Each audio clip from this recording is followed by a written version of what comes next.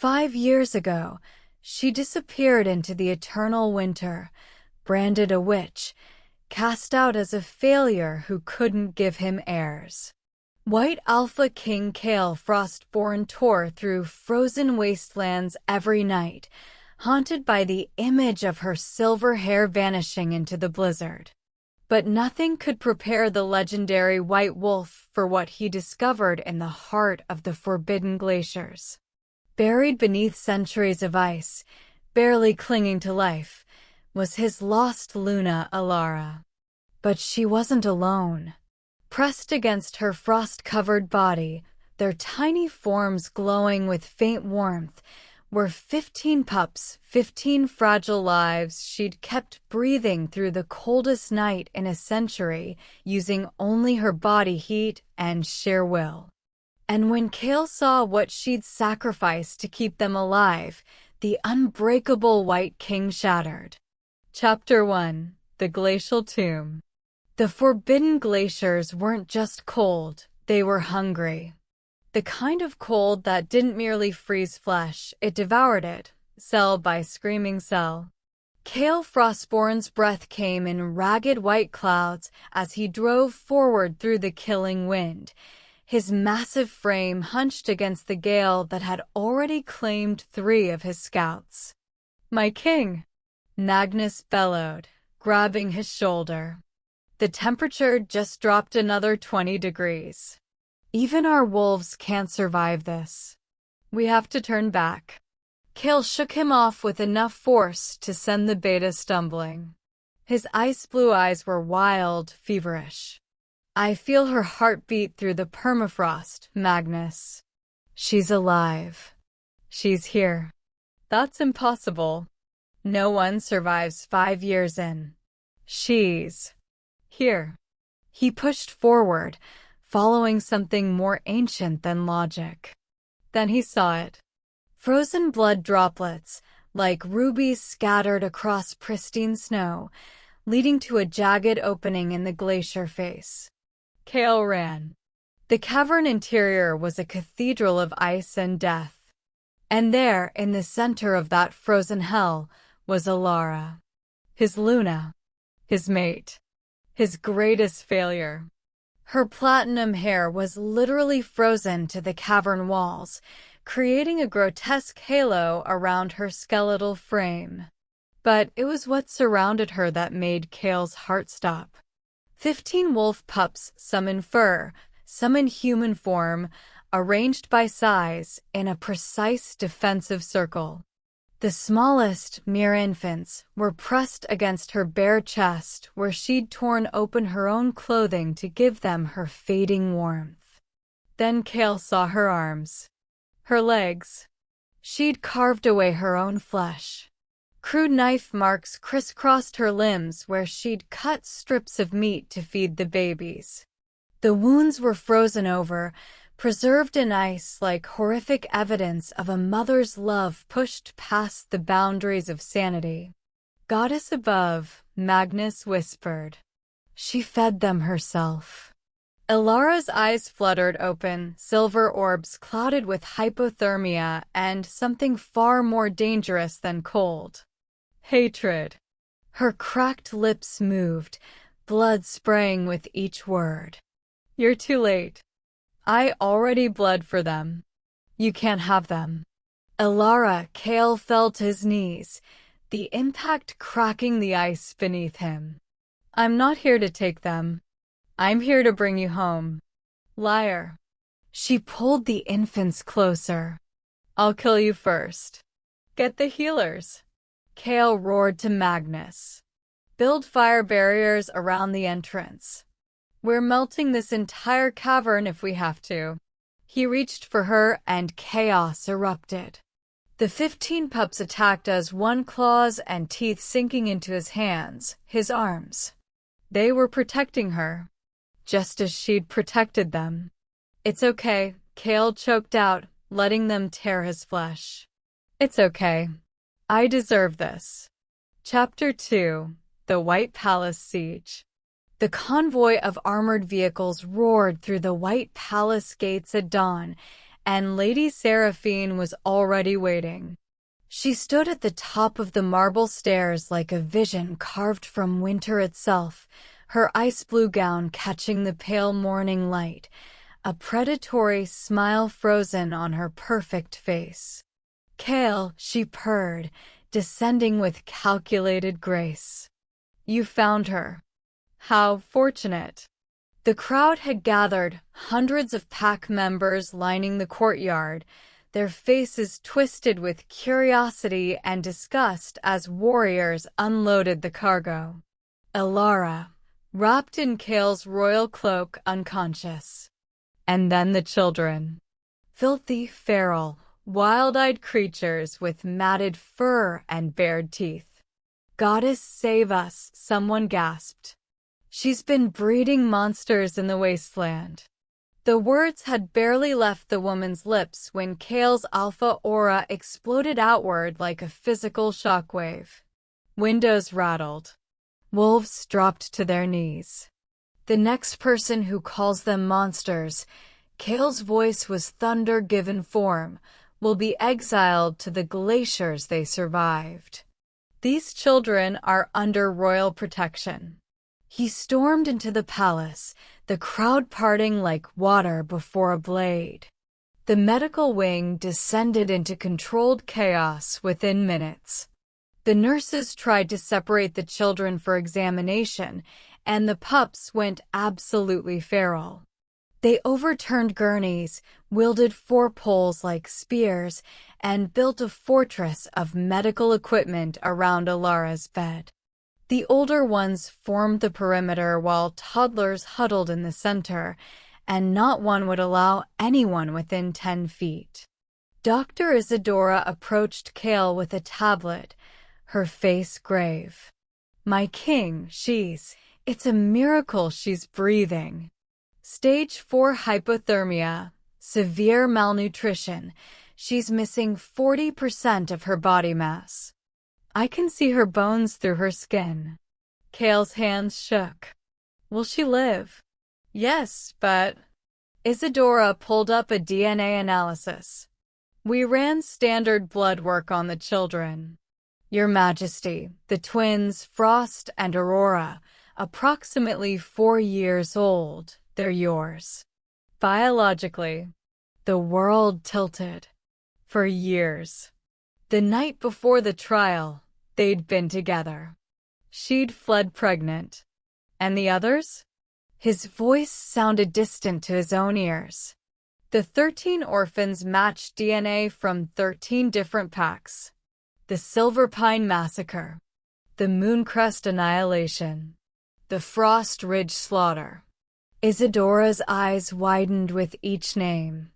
All packs that were mysteriously wiped out over the past 5 years. These children are the only survivors.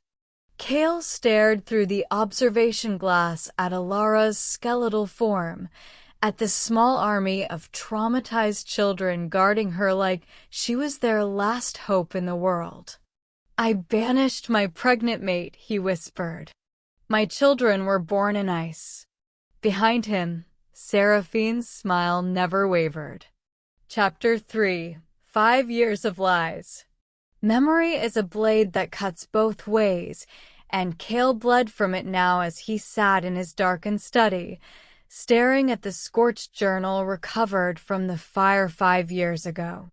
The trial replayed in his mind with perfect, agonizing clarity. Seraphine had been magnificent that day, her voice steady as she'd presented the evidence. Photographs of Elara meeting with shadowy figures at the glacier's edge. Close-ups of crystalline marks spiraling up Elara's arms like frozen tattoos. Frost demon marks, Seraphine had declared. Irrefutable proof of dark pacts. Elara had been shaking, her hands protectively cradling her stomach, a gesture Kael now understood with devastating hindsight. "I was helping a frost spirit child escape hunters. The marks are gratitude, not corruption. Please, Kael, you have to believe me." The white bloodline cannot be tainted with demon magic, Elder Aldrich had thundered. It is law. It is survival. The entire council had stared at Kael, waiting. His wolf had been howling, screaming that she was innocent. But the photographs were damning, and the realm was already fractured by conflicts with dark entities. I need time to investigate, he'd said. The room had erupted in outrage. Seraphine had leaned close, her breath cold against his ear. Hesitation makes you look weak, my king. The Pax are watching. You cannot afford mercy that looks like foolishness. So he'd ordered Elara confined to the guest quarters. Just until dawn. Just until he could think clearly. The fire had come at midnight. By the time he'd reached her chambers, the entire wing was an inferno. They'd found charred bones, animal bones, he knew now, and Seraphine had looked at him with such calculated sympathy. The frost demons came for their agent. I'm sorry, my king. A sound yanked Kael from the memory. He looked up to find a child standing in his doorway, Ember, the 8-year-old with fire-scarred skin and ancient eyes. She cries in her sleep, the girl said flatly. She calls your name, then curses it. Kael flinched as if struck. Ember walked forward and threw something at his desk. A jagged ice shard, glowing faintly blue. The frost spirits wanted you to see this. They said you're too stupid to figure it out alone. Kael picked up the shard, and it activated instantly. Images crystallized in the air above it, a projection frozen in time. Elara, 5 years younger, pulling a small frost spirit child from hunter's nets. The child's parents blessing her with protective marks. Their voices, preserved perfectly, safe passage through our realm, Wolf Mother. You saved our daughter. We will remember. The projection faded. Kael's hands were shaking so violently he could barely hold the shard. She had protection, he whispered. She survived because of mercy, not magic. Ember's voice was merciless. She survived despite you. Chapter 4. Walls of Frost. Trust frozen for 5 years doesn't thaw in a day, and the medical wing had transformed into a military encampment that would have impressed seasoned generals. The children operated with ruthless efficiency, guard rotations every 2 hours, older kids testing food for poison before the younger ones ate, escape routes mapped and memorized.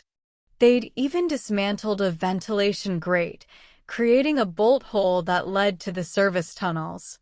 Kael watched from the observation window as Ember directed the operation with hand signals. These weren't children. They were soldiers forged in ice and abandonment. He entered slowly, servants wheeling carts laden with roasted meats, fresh bread, warm soup. The reaction was instantaneous. 15 bodies formed a living wall around Elara's bed, the smallest children shoved to the back, the oldest holding makeshift weapons. It's safe, Kael said quietly. I swear it. No one moved. Then Elara's voice, stronger now, cut through the tension. Let him approach. The wall parted reluctantly. Elara sat propped against pillows, her skeletal frame wrapped in blankets, but her silver eyes burned with feverish intensity. She'd regained consciousness fully yesterday, and her first act had been to demand a weapon.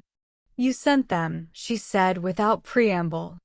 The assassins with silver fire. They came 3 months after I fled. Kael's heart cracked. I sent search parties. Hundreds of them. For 5 years.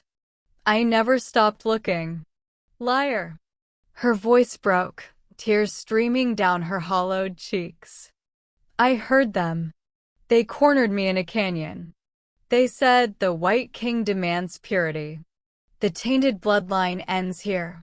They tried to burn me alive while I was pregnant with your children. The room spun. Kael gripped the bed rail so hard it cracked. Seraphine, he breathed. She must have sent them in my name.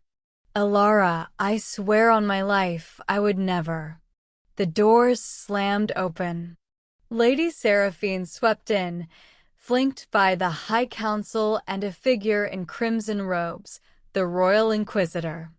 Her timing was, as always, impeccable. Forgive the interruption, Seraphine said with poisonous sweetness. But the Council has invoked ancient law. We demand a purification ritual. Elder Aldrich stepped forward, his face carved from disapproval. The white bloodline cannot harbor demon corruption. It is written in the first laws. The Inquisitor moved to Elara's bedside, examining her crystalline marks with cold, clinical precision. He traced the spiraling patterns with gloved fingers, then turned to address the room in a voice that carried the weight of centuries. The lost Luna is demon-touched.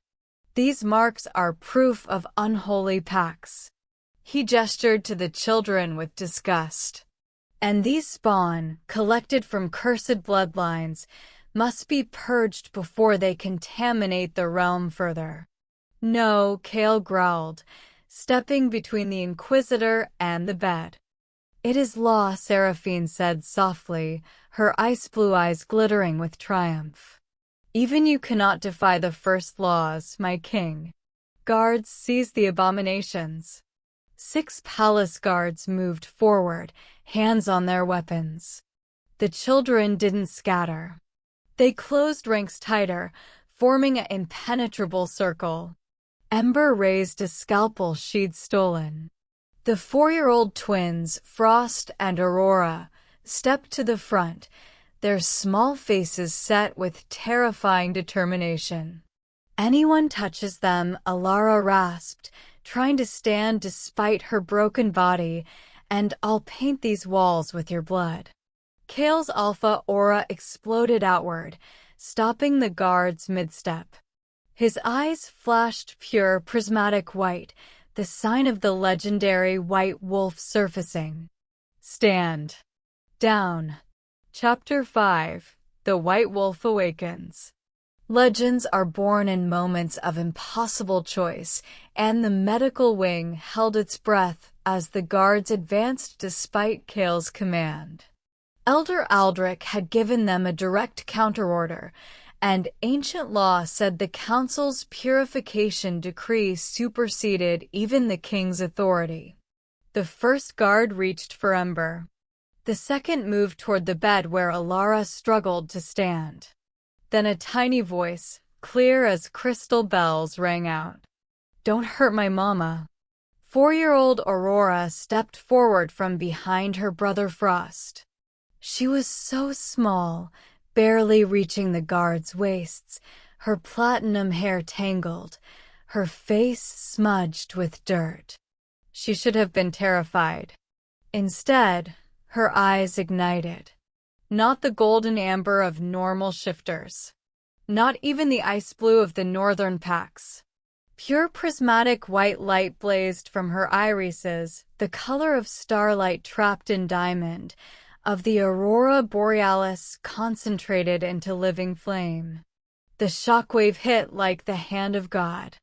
Windows exploded outward in a cascade of glittering shards.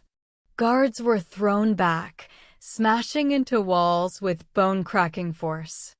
The temperature plummeted as frost patterns raced across every surface, walls, ceiling, floor, intricate crystalline formations spreading like wildfire.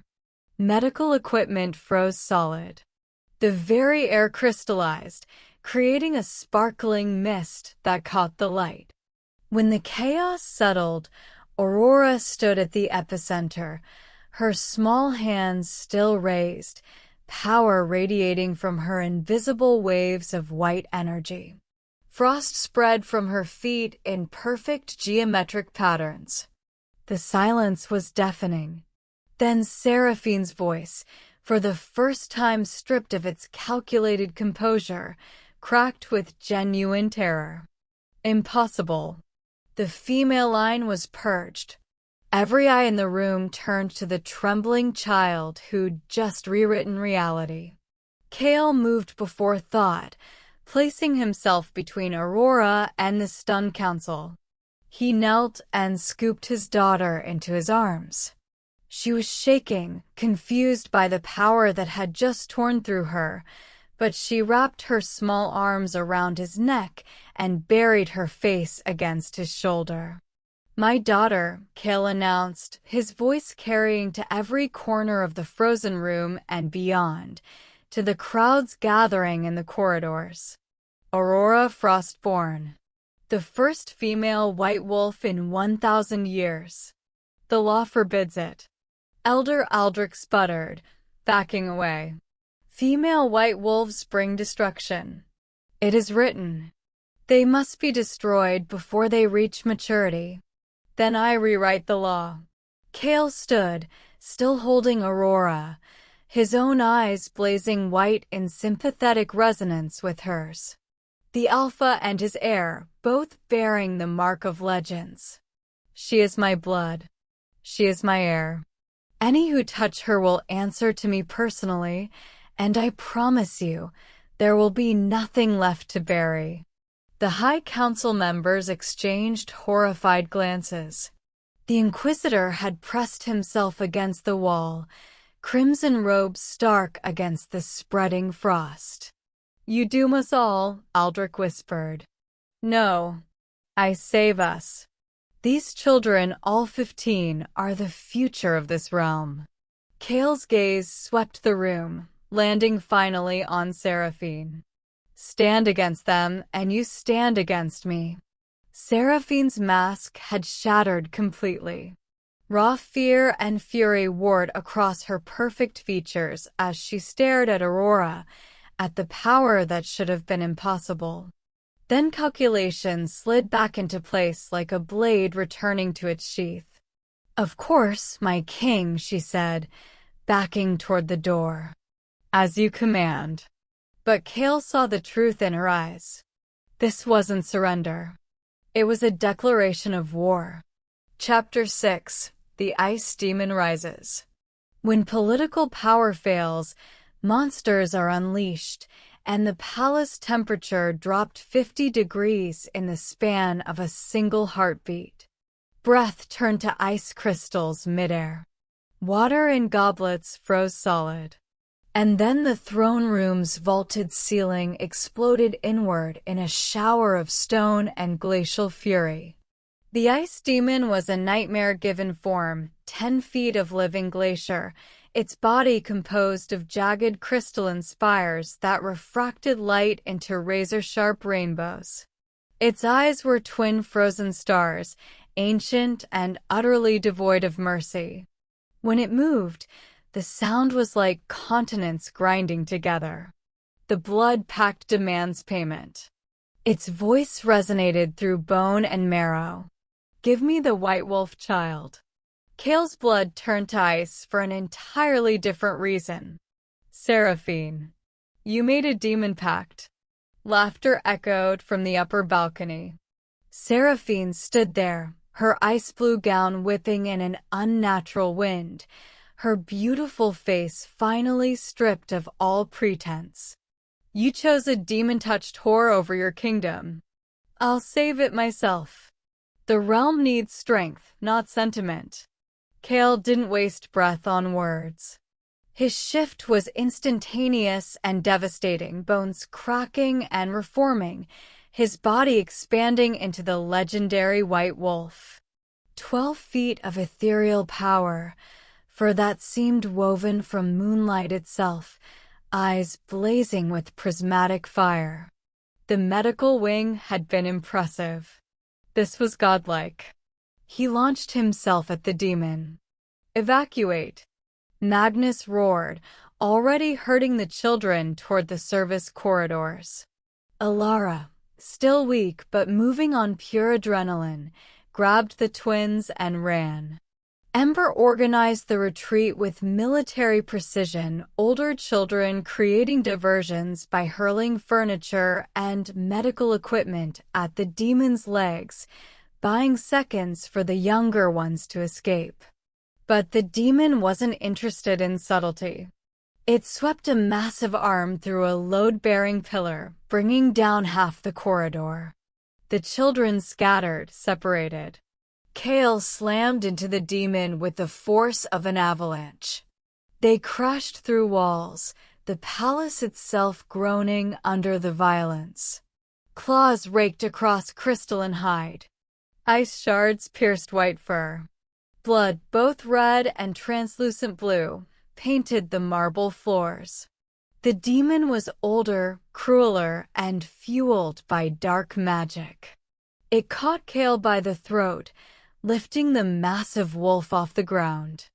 Its grip tightened, frost spreading across Kael's neck, cutting off air, freezing his blood in his veins. "You are nothing," it hissed. "Your bloodline ends." "Looking for me?" Elara stood at the end of the destroyed corridor, skeletal and swaying, but her silver eyes burned with feral determination. Behind her, pressed against the wall, were all 15 children. "You want power?" She stepped forward, and the crystalline marks on her arms began to glow with soft blue light. "Take mine." The demon dropped Kael and turned toward easier prey. Elara's voice rose in a language that predated kingdoms, calling debts owed and promises made. The frost marks ignited like frozen fire, and the temperature dropped further still. They came in swarms, hundreds of small frost spirits, no larger than children themselves, pouring through shattered windows and cracked walls. The ones she'd saved. The ones who remembered mercy.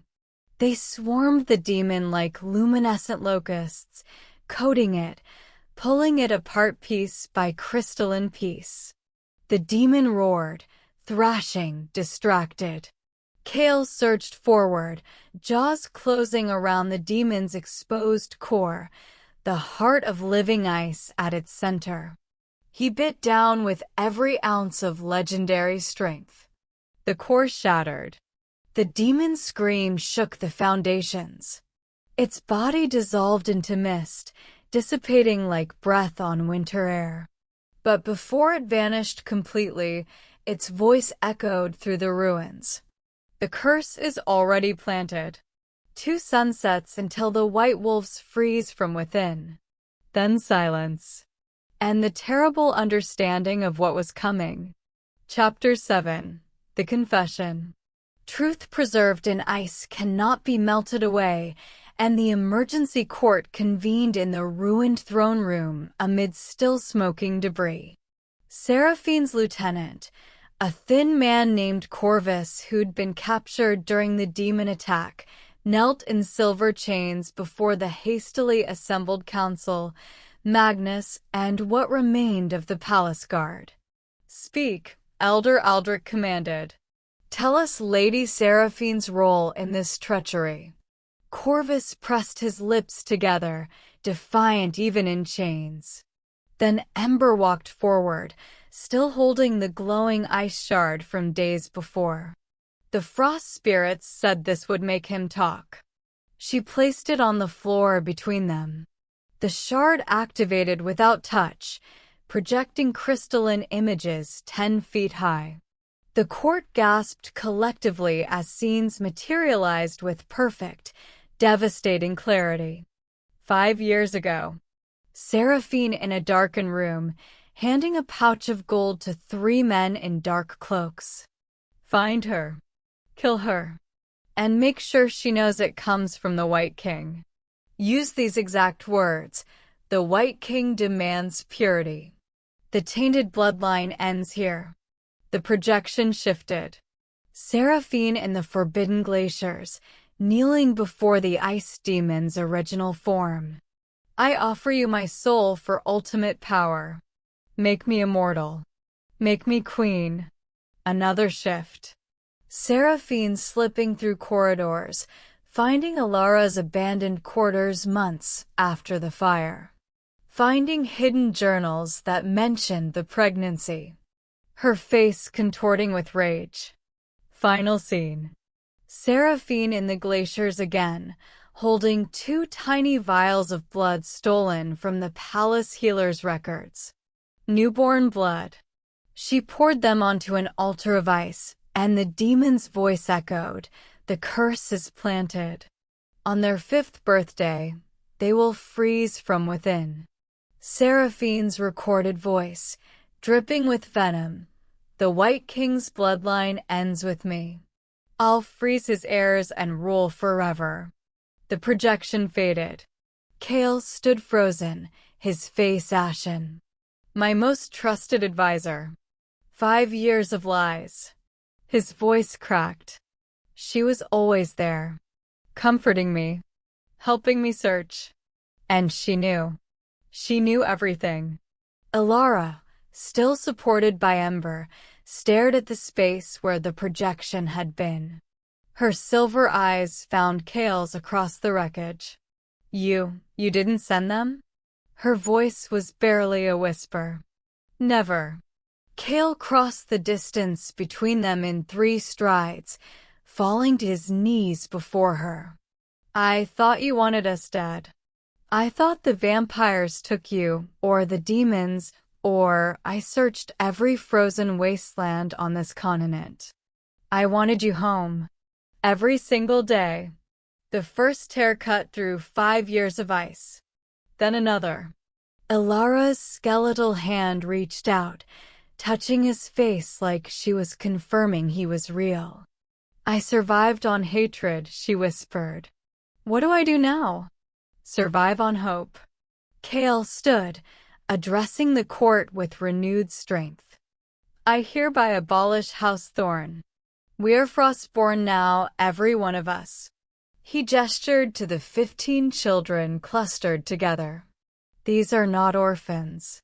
They are the foundation of a new kingdom. They are my heirs, all of them, and anyone who challenges this will face me in the old way. The challenge of single combat." No one moved. The throne room doors burst open. Dr. Isadora ran in, her face stricken. "The twins, Frost and Aurora, they're turning to ice. It's spreading from their hearts outward. We have 36 hours before their hearts freeze solid and they die." Ember pulled out another ice crystal, this one smaller. "The frost spirits trace the curse. It's anchored at the eternal glacier, where the first white wolves were born." Kael looked at Elara. "Can you travel?" She straightened, bones creaking. "For my children? I'll crawl if I have to." Chapter 8. The Eternal Glacier. In the place where legends are born, legends must die, and the journey to the Eternal Glacier was a race against time measured in heartbeats. Kael drove the lead vehicle with Elara beside him, still wrapped in blankets, her breath visible even inside the heated cab. Behind them, Ember sat with the 3 oldest orphans, Rian, Ash, and Crystal, each armed and silent. They'd left the twins at the palace, surrounded by healers. Frost and Aurora lay in adjacent beds, frost spreading from their chests outward like crystalline infection. Their skin had taken on a translucent quality, their lips blue, their small bodies shaking with cold that came from within. 30 hours, Dr. Isadora had said. Maybe less. The eternal glacier rose before them like a cathedral built by gods, towering spires of ancient ice that caught the aurora borealis and refracted it into impossible colors. At its heart stood a natural amphitheater, walls of ice so old they were compressed into something harder than diamond. Seraphine waited at the center, but she was no longer entirely human. She'd merged with what remained of the ice demon, her body encased in living glacier, her eyes blazing with stolen power. Ice crown. Ice throne. A goddess carved from winter itself. I offered you power, Kael. Her voice echoed with supernatural resonance. You chose weakness. Kael shifted mid-stride, his massive white wolf form materializing in an explosion of light and fury. He didn't dignify her words with a response. The battle was devastating from the first collision. But Seraphine was right, she was too powerful now. Ice magic countered his physical strength, creating barriers, launching spears of frozen death. Kael bled from a dozen wounds within seconds. The curse only breaks if I die, Seraphine laughed, her merged form towering 12 feet tall. But you can't kill me without destroying the demon. And the demon is bonded to the glacier itself. Destroy me. Destroy the realm's magic. Quite the dilemma.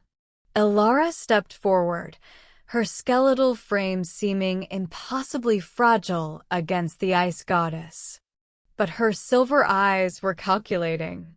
The frost spirits, she breathed. They said they owed me a debt. She raised her arms, and the crystalline marks blazed to life. Her voice rose in that ancient language, calling, pleading, demanding. They came like a blizzard of light, hundreds of frost spirits pouring from the glacier walls, their small forms coalescing into an army. Murderer, they hissed in unison. She killed our children. Fed them to the demon for power. The spirits swarmed Seraphine, stripping away layers of ice armor, exposing vulnerable flesh beneath. But Seraphine screamed and retreated, not away from the glacier, but into it, her body merging with the ancient ice itself. Stalemate. We can't destroy the glacier, Magnus said through the comm link. It's the source of all northern magic. The realm dies with it. Then Ember's young voice, clear and certain, Mama, what broke your curse when they said you were tainted? Elara's eyes widened. Aurora. My children. She looked at Kael. Love broke it. Understanding passed between them like lightning. The mental bond, Kael said. Pack bonds. Family bonds. They formed a circle, Kael, Elara, Ember, Rian, Ash, Crystal. 6 points of connection. Elara reached out through the bond that connected her to Aurora, across the miles. At the palace, the tiny girl's eyes snapped open, blazing white. Mama needs me, Aurora whispered, and unleashed everything. Pure white energy exploded through the family bond like light through fiber optics.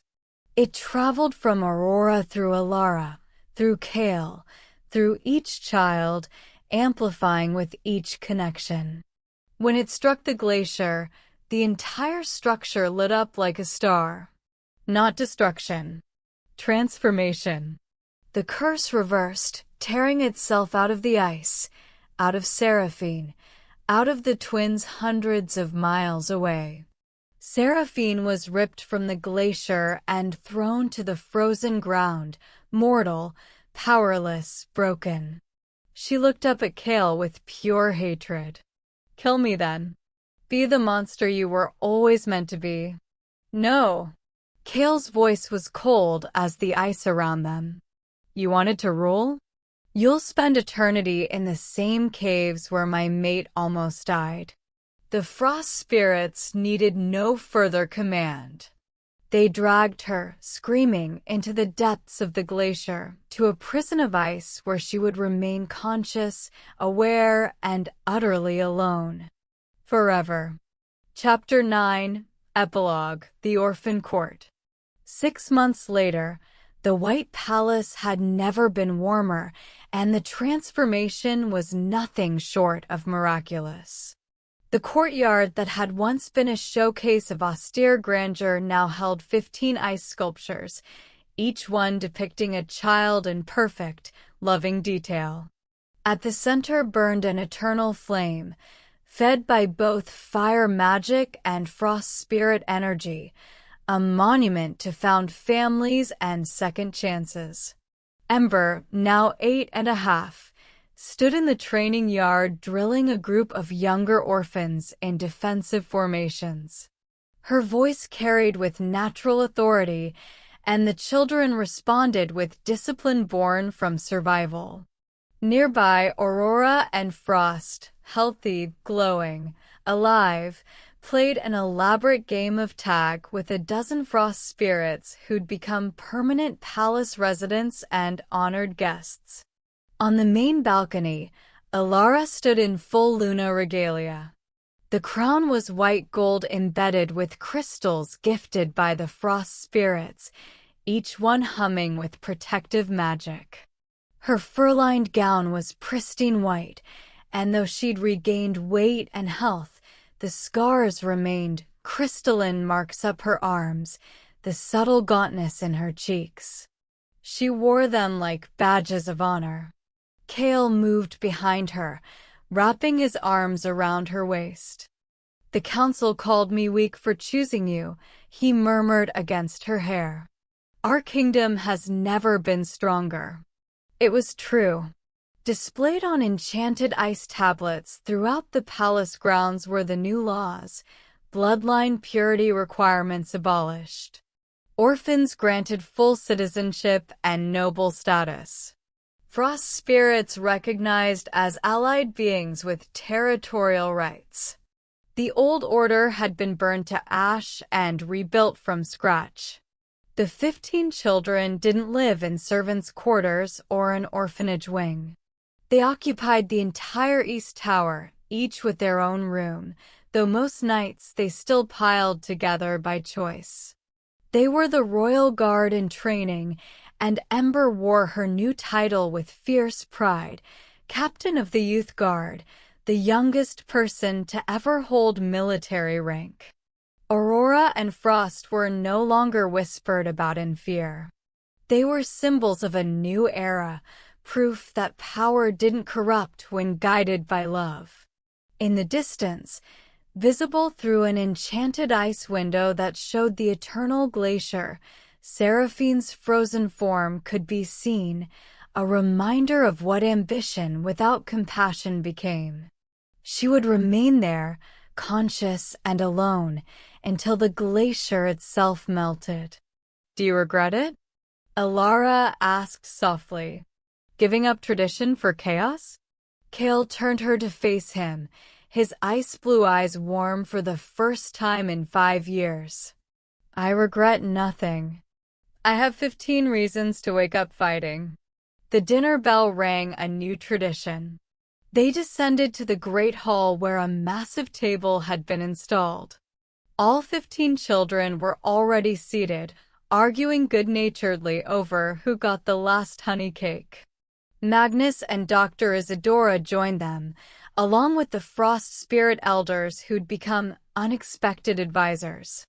Kael raised his glass, and the room quieted. "To the lost who were found," he began. "And the frozen who thawed," Elara finished. 15 young voices echoed the toast, followed by laughter and the clatter of silverware and the sound of a family, messy, complicated, and absolutely perfect. True strength isn't in pure bloodlines or ancient laws. It's in who you choose to protect when the world says they're not worth saving. The White King learned that the hard way. His kingdom learned it watching him. And the 15 orphans who were supposed to die? They became the foundation of the strongest dynasty the realm had ever known, one built not on blood, but on the unbreakable bonds forged in ice, sacrifice, and love that refused to freeze.